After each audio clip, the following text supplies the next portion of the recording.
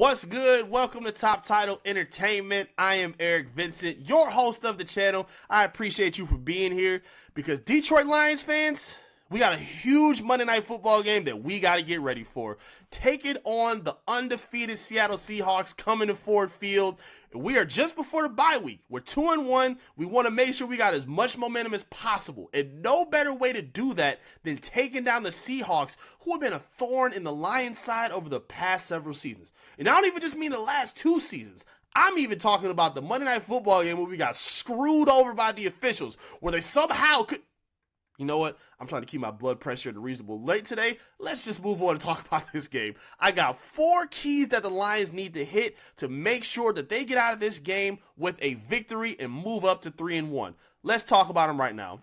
Number 1, you have to put as much pressure on Geno Smith as you possibly can.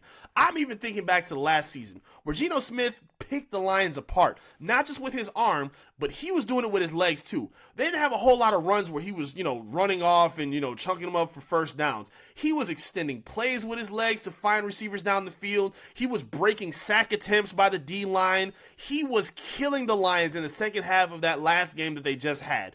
If you want to make sure that doesn't happen again, wrap Geno up, put him on his back, and make sure he is not gaining any momentum against this Lions defense. Aiden Hutchinson looks like he could be a leading candidate for Defensive Player of the Year. I want to see him keep up that same pressure and energy when he's playing against Geno Smith. Even with them losing Marcus Davenport, there's still enough talent on this defense where you should be able to make an impact against Geno Smith. You still have DJ Reader. You should have Aleem McNeil, who I believe is going to be healthy. You should have Josh Paschal. Levi Ozarike, who's been playing pretty good. Maybe if they even activate James Houston, let him get some reps. Even if you don't even want to just rely on your D-line, you still can blitz with your secondary, which made a huge difference for the defense by Aaron Glenn last season. If you want to dial up some different looks, I think this is the time to do it. You cannot let Geno Smith and this offense get comfortable because the Lions are going to have a big problem if that keeps going on. You got to put some pressure on him. Make sure Geno is uncomfortable as he possibly can. Number 2, no yak. None. You cannot let these 3 super talented receivers of Seattle get loose and make a huge difference in this game.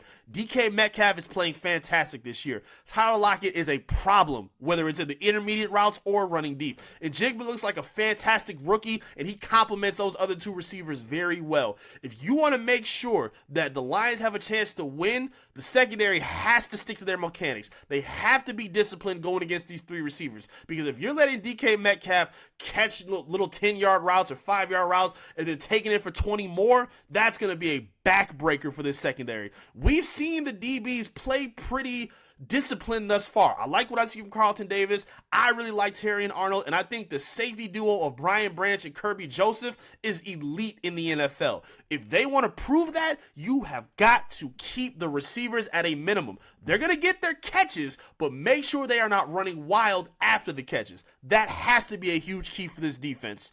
Let's go over to the offensive side of the football with number 3, protect Jared Goff. Now, looking at the Seattle Seahawks, they're dealing with some injuries. I think Leonard Williams, I think Byron Murphy, and I feel like a few other defensive linemen are not going to be active for this game. And if that's going to be the case, do not let their backups get loose. Even with the Lions not having Frank Ragnow, even with them being a little beat up with some other pieces on both sides of the football, Jared Goff has to stay clean. When he has to improv and hold the ball a little longer than he's comfortable with, that's when the Lions get in trouble.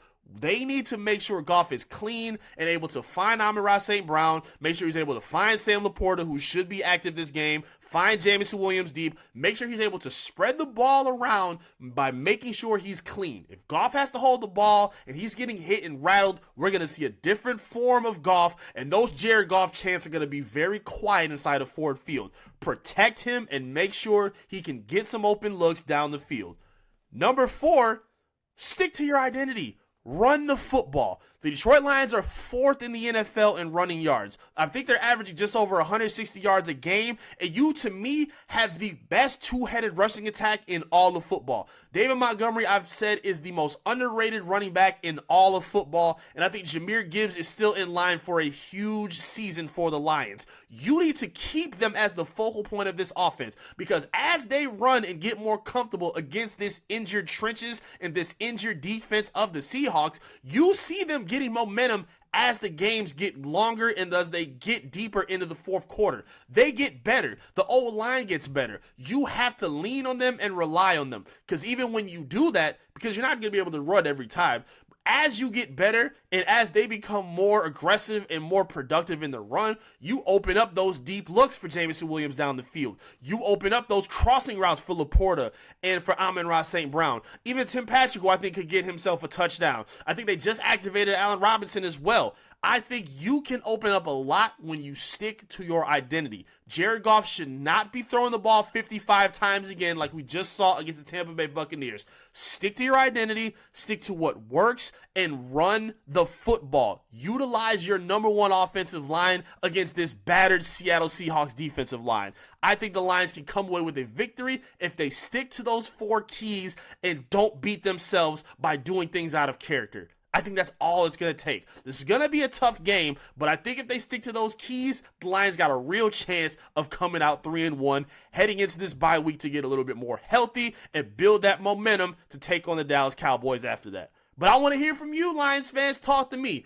What do you think is the most important thing that this team needs to do to make sure that they beat the Seattle Seahawks on this Monday night matchup? Talk to me in the comments. I want to hear from you. Make sure you like the video as well. Subscribe to the channel so I can connect with this whole Detroit sports community. I want to hear from you. Talk to me in the comments. Let me know what you think about this upcoming game, because it's going to be a stressful one. But they got a chance. They got a chance to make this happen. As we push our way up for the Super Bowl run, the Lions can get this victory, and I believe they will. Hit me up and talk to me. I want to hear from you. I am Eric Vincent, and thank you for tuning in. I'll see you again soon.